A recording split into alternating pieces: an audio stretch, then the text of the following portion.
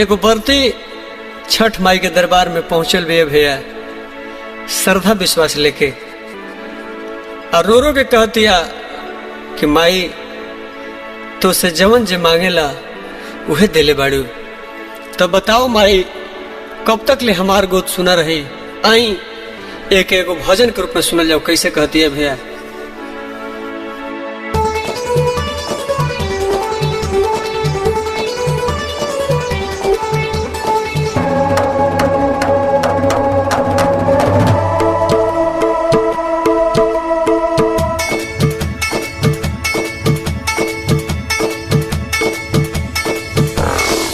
छठी मैया गोदिया में ललनवा दे दो मांगी ले मंगनवा दे दो हो।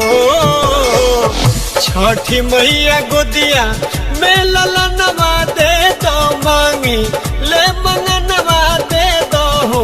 ए छठी मैया खेले वाला खेलवना तू मंगनवा दे दो अखिया के रतनवा दे दो हो। ए छठी मैया खेले वाला खेलवना तू मंगनवा दे दो अखिया के रतनवा दे दो हो।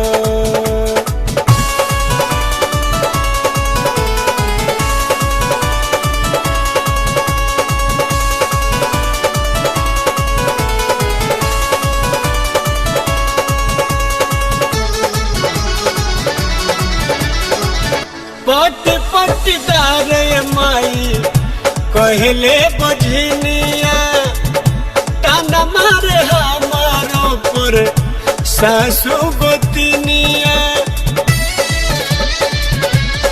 ए माई पट पटदार माई कहला बझनिया ताना मारे हमारो पर सासू गोतिनिया।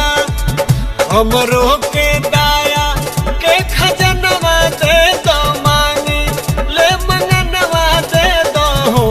ए छठी मैया खेले वाला खेलवना एगो मंगनवा दे दो अखिया के रतनवा दे दो हो। ए छठी मैया खेले वाला खेलवना तू मंगनवा दे दो अखिया के रतनवा दे दो हो।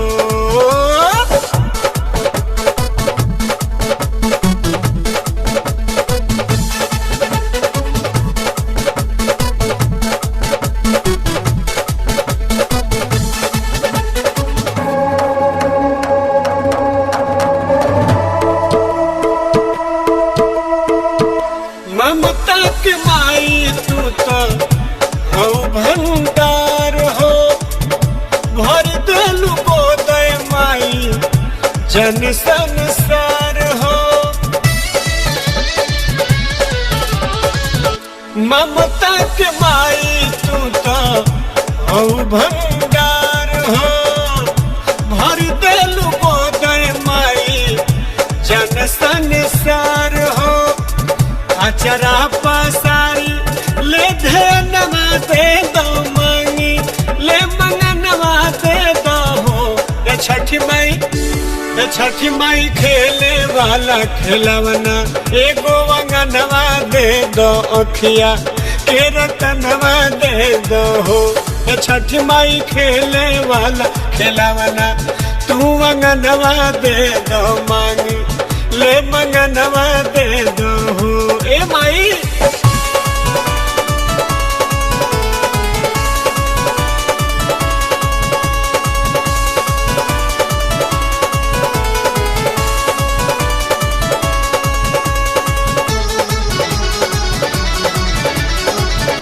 अनहरन के आँख देलू निर्धन के धन हो।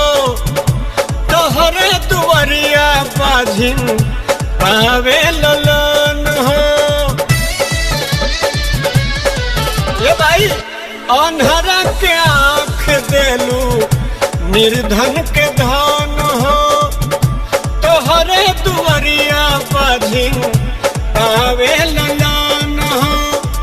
पांडे उपेंद्र पर ध्यानवा दे दो मांगी ले मंगनवा दे दो हो। ए छठी माई खेले वाला खिलावना एगो अंगनवा दे दो अखिया के रतनवा दे दो हो। ए छठी माई खेले वाला खिलावना एगो अंगनवा दे दो अखिया के रतनवा दे दो हो।